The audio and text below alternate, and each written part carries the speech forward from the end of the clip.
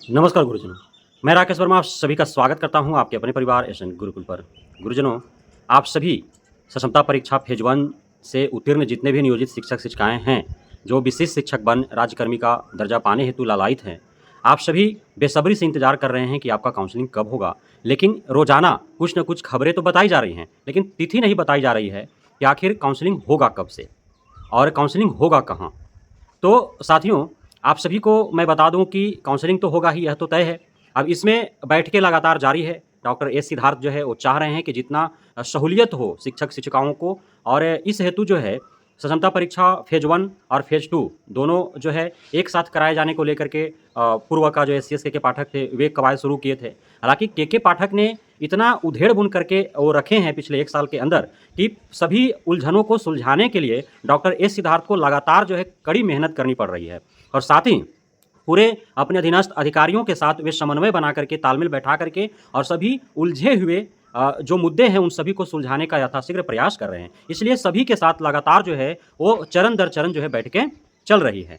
गुरुजनों, आप सभी को यह बता दूं कि अभी जो काउंसलिंग की जो प्रक्रियाएं आरंभ होने वाली है, यह भीषण गर्मी को देखते हुए भी जो है लेट लतीफ़ किए जा रहे हैं, क्योंकि आप देख पा रहे हैं किस प्रकार से इतना अधिक गर्मी होने से जो है शिक्षक-शिक्षिकाएँ, छात्र-छात्राएँ लगातार बीमार पड़ रहे हैं। जो मौसम विज्ञान केंद्र है, मौसम वैज्ञानिक जो हैं वे लगातार हाई अलर्ट जारी कर रहे हैं, और कई ऐसे जिला मुख्यालय हैं, कई ऐसे शहर हैं जहाँ पे जो है 11 बजे के बाद निकलना जो है वहाँ पे वर्जित कर दिया गया है।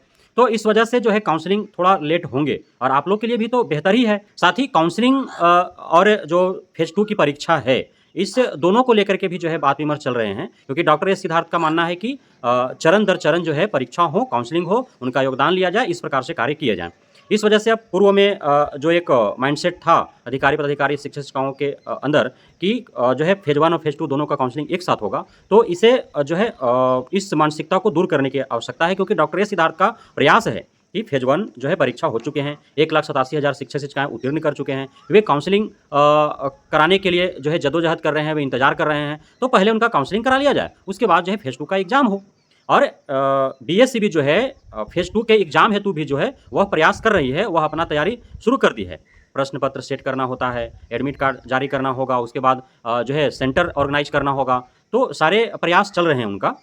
तो अभी अंतिम जून तक चाह रहे हैं कि यदि जो है 20 जून के बाद यदि मौसम थोड़ा सामान्य हो जाए, तो काउंसलिंग जो है 1 हफ्ता के अंदर तो करा ही लिए जाएँगे। बहुत विशेष तो है नहीं, 1,87,000 लोगों का ही करना है। तो पूरे 3800 जिला में यदि होगा 38 जगह पर, तो आराम से 1 हफ्ता में काउंसलिंग हो जाएँगे। और उसके बाद एग्ज़ाम भी उधर होता रहेगा, जो छूट जाएँगे वो काउंसलिंग कराएँगे, क्योंकि बहुत ऐसे फेज़ 1 वाले हैं जो फेज़ 2 में भी एग्ज़ाम दे रहे हैं। तो हो सकता है कि फेज़ 1 का जो काउंसलिंग है उसमें वो भाग न लें। अब इसमें जो है सुधारात्मक जो है कार्रवाई करने की भी जद्दोजहद जारी है। लगातार बैठकें, कल भी बैठक हुई, आज भी बैठक है, फिर बैठक होंगी। लगातार जो है डॉक्टर एस सिद्धार्थ इस पर कड़ी मेहनत कर रहे हैं। हालाँकि डॉक्टर एस सिद्धार्थ सिर्फ शिक्षा विभाग की ही ज़िम्मेदारी उनके ऊपर नहीं है, क्योंकि बिहार सरकार के मुख्य सचिव भी हैं। कैबिनेट मिनिस्ट्री के जो है उसका भी अपर मुख्य सचिव हैं। अन्य विभाग का भी ज़िम्मेदारी है, और शिक्षा विभाग का भी अतिरिक्त ज़िम्मेदारी उनको दिया गया है। जबकि शिक्षा विभाग में काफ़ी ज़्यादा पेचीदे जो है व्यवस्थाएँ बना करके के पाठक चले गए हैं, जिसको जो है सुलझाने के लिए यथाशीघ्र और यथावत बेहद ही जो है लगन के साथ ये कार्य कर रहे हैं। सभी का जो जितने भी उनका शिक्षा विभाग के जो मुख्यालय है वहाँ के जो उनके साथ अधिकारी जो सहयोगी के तौर पर हैं, जो प्रत्येक जिलों में जो शिक्षा पदाधिकारी लोग हैं, उनके साथ लगातार बैठकें जारी है। अब कौन-कौन से ऐसे बिंदु हैं जिन पर विचार चल रहा है कि इसमें सुधार होने चाहिए? तो सबसे पहला तो काउंसलिंग की जो एक साथ कराए जाने की बात थी, उसे तोड़ने का प्रयास किया जा रहा है कि जो है जिस प्रकार से फेज़ दर फेज़ जो है एग्ज़ाम होते जाएगा और काउंसलिंग होते जाएगा, उनका पदस्थापना होते जाएगा, ये पहला प्रयास है। दूसरा है कि जो डिस्ट्रिक्ट अलॉटमेंट हो रहा है, जो उसके बाद जो विद्यालय अलॉटमेंट होगा, तो उसको लेकर के भी जो है प्रयास किया जा रहा है कि पूरे नैतिकता और मानवता के आधार पर जो है इस पर विचार किया जाए, क्योंकि बहुत ऐसे दिव्यांग हैं जिनको यदि घर से दूर भेजा जाए तो उनको समस्या होगा। बहुत ऐसे हैं जो दंपति शिक्षक-शिक्षिकाएँ हैं, यदि उनको अलग-अलग यदि पोस्टिंग कर दिया जाए तो फिर वो अपना जीवन नहीं जी पाएँगे सुचारू रूप से। फिर जो है कि जो महिला शिक्षिकाएँ हैं, तो हो सकता है कि उनको अत्यधिक आवश्यकता उनके माता-पिता, उनके सास-ससुर को, या फिर कोई एक ही बेटा है किसी का, उसको अपने माँ-बाप की आवश्यकता होगी। तो इस प्रकार के बहुत सारे जो है बिंदु पर विचार किए जा रहे हैं, पोस्टिंग को लेकर के, अलॉटमेंट को लेकर के। अब काउंसलिंग होंगे, काउंसलिंग का पहले जो है पटना के बापू सभागार में एक ही जगह जो है सेंट्रलाइज तरीके से करने का बात कही जा रही थी, लेकिन डॉक्टर ए सिद्धार्थ का कहना है कि नहीं, पूरे 38 जिलों में यदि होगा अलग अलग तो अच्छे ढंग से काउंसलिंग भी होगा, क्योंकि अब अलग अलग जगहों पर होगा। 1,87,000 पूरे जिलों में अलग अलग बढ़ जाएंगे तो भीड़ भाड़ कम होगा। दूसरा चीज़ की उनको समय मिलेगा तो डॉक्यूमेंट्स अच्छे से जाँच कर पाएंगे, यानी काउंसलिंग जो है वो सफलतापूर्वक संपन्न होगा, कोई गड़बड़ियाँ नहीं होगी। तो इसको ध्यान में रखते हुए 38 जगह पर डिसेंट्रलाइज करके जो है विकेंद्रीकरण का जो है तरीका अपना करके और काउंसलिंग करने का प्रयास किया जा रहा है।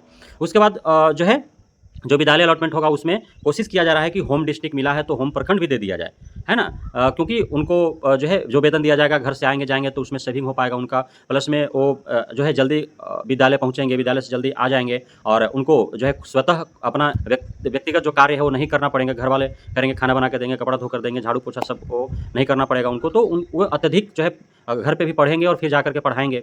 तो इस प्रकार के जो है विचार किए जा रहे हैं, क्योंकि एक शिक्षक को अत्यधिक समय मिलना चाहिए कि जो पढ़ाना है 6 घंटा जाकर के विद्यालय में, उसके लिए 6 घंटा घर पे भी वो पढ़े, तो इसके लिए उनके पास समय पर्याप्त होने चाहिए। अर्थात शिक्षक को जो है मानसिक रूप से स्वच्छ, स्वस्थ और स्वतंत्र होना चाहिए, तभी जो है गुणवत्तापूर्ण शिक्षा वो दे पाएगा। तो इन सारी बातों पर जो है वो ध्यान दिया जा रहा है और लगातार मीटिंगें हो रही हैं। तो आप सभी इंतजार करें, बेहद जल्द जो है तिथि घोषित कर दी जाएगी काउंसलिंग के लिए। और काउंसलिंग कराने हेतु आप बेहद तत्पर न रहें, इसलिए कि अत्यधिक गर्मी है, आप बीमार पड़ जाएंगे, बिल्कुल बीमार पड़ेंगे। और हो सकता है कि आप में से कई शिक्षक शिक्षिकाएँ काउंसलिंग कराने के लिए इतने जद्दोजहद करें कि उनकी मृत्यु हो जाए। जिस प्रकार से अब विद्यालय जब आने जाने के क्रम में, विद्यालय में बैठे बैठे जब मृत्यु हो जा रही है, इतना अत्यधिक गर्मी है, छात्र छात्राएं विद्यालय में पढ़ने जा रहे हैं, 2-4 घंटा के बाद उनकी जो है मृत शरीर उनके गार्जियन को सौंपा जा रहा है, उनका खून से लथपथ शरीर उनके गार्जियन को सौंपा जा रहा है, बेहोशी की हालत में सौंपा जा रहा है, शिक्षक शिक्षिकाएं बेहोश हो जा रहे हैं, आप धूप में सिर्फ आ रहे हैं और जा रहे हैं स्कूटी या बाइक से, उसमें आपको लू लग जा रहा है, आप अनबैलेंस्ड होकर के गिर जा रहे हैं, मर जा रहे हैं। तो जब उतना अत्यधिक भीड़ रहेगा, अब 38 जिला में हर जगह तो बैठने के लिए, खड़ा होने के लिए, पानी पीने के लिए व्यवस्थाएं हैं नहीं। बहुत ऐसे काउंसलिंग सेंटर हैं, क्योंकि टीआर 1 टीआर 2 के दरमियान आपने देखा कि आसपास में कोई होटल्स भी नहीं है, कोई छोटे मोटे ठेला वाला भी नहीं है कि आप जाकर के कुछ खा सकते हैं और पानी पी सकते हैं, पेड़ पौधे नहीं है वहाँ पे कि आप जाकर के उसके छाँव में बैठ सकते हैं।